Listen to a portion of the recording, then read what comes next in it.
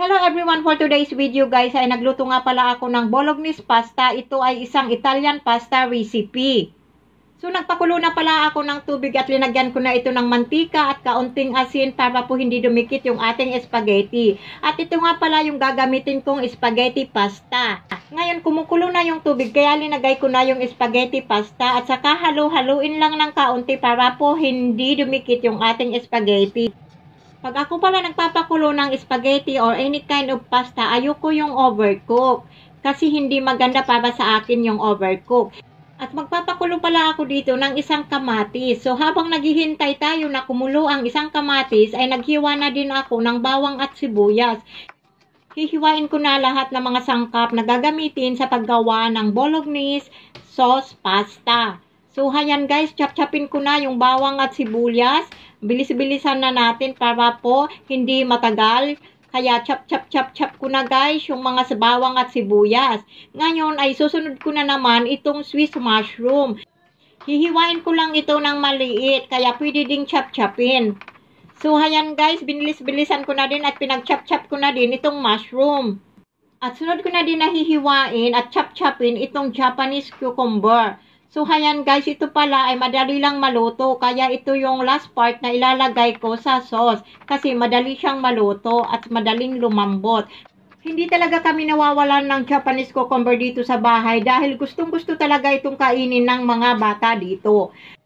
At syempre, hindi mawawala yung carrots. Kaya ito naman ang sunod nating hihiwain or chop-chopin. So, ayan guys, hiwain lang natin or chop-chopin ito ng gaya ng pag-chop-chop ko sa Swiss mushroom at saka sa cucumber. So, ayan na guys. Ngayon guys, ay sunod nating chop-chopin itong kamatis. Ayan guys, pinakuluan ko nga pala yung kamatis para maalis yung balat dahil hindi ko isasama yung balat ng kamatis. Ayan guys, pig-chop-chop ko na pala yung kamatis. Ngayon natapos ko na ang pag-chop-chop o paghiwa ng mga sangkap na ilalagay ko sa bolognese sauce. Dumako naman tayo dito sa minced beef. Ito nga pala guys ang ihahalo ko sa bolognese sauce. Kaya hinugasan ko na muna pero guys malinis naman talaga ito.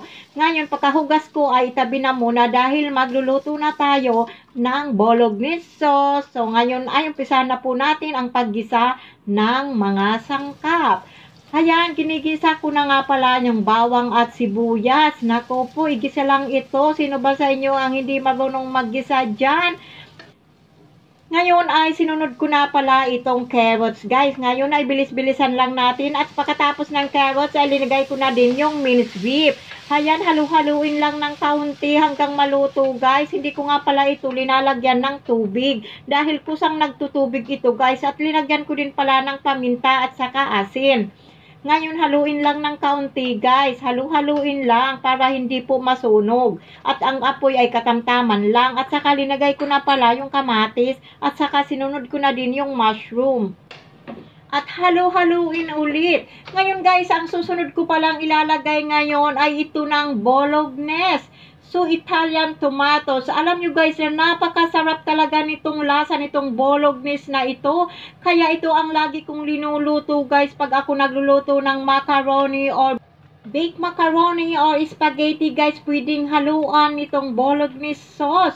So, lalagyan ko nga pala ng kaunting asukal at yung pinakalas na ilalagay ko ito ng cucumber, guys. Luto na po yung ating sauce at saka syempre lalagyan ko nga pala ito ng beef cubes o yung Knorr cube na ang flavor niya ay beef para po lalong maging malasa po yung ating bolognese pasta. Ngayon guys, luto na po itong ating sauce. Naku po, nangangamoy. Ang yummy talaga ng amoy at ang bango. Ayan, linagay ko na nga pala itong sauce dito sa lalagyan, guys. Mapapawaw ka talaga pag ito ang natikman mo.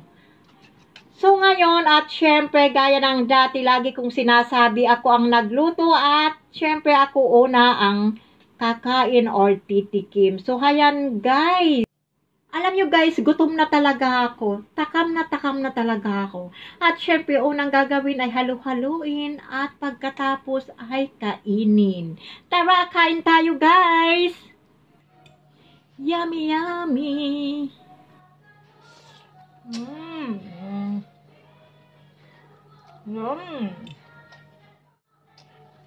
Grabe, ang sarap.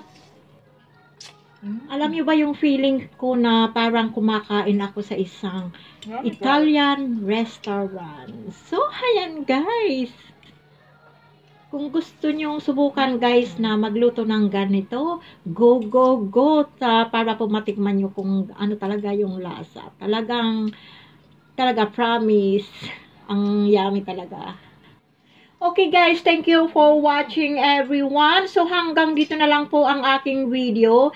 Sana po nagustuhan nyo po ang paggawa ko ng recipe ito. Ang pangalan pala ng recipe ito ay Bolognese Pasta Italian Recipe. Ayan guys, bye-bye. See you next time. Thank you for watching. So, follow for more. Thank you everyone. Thank you sa mga nag-support. Thank you sa mga likers. Thank you po sa mga viewers. Bye-bye guys. Thank you. Bye-bye. God bless us all. Bye guys. Thank you for watching. Hayan. Naubos ko na. Tikim lang. Hindi to tikim. Kain na. Bye. See you next time. See you next vlog.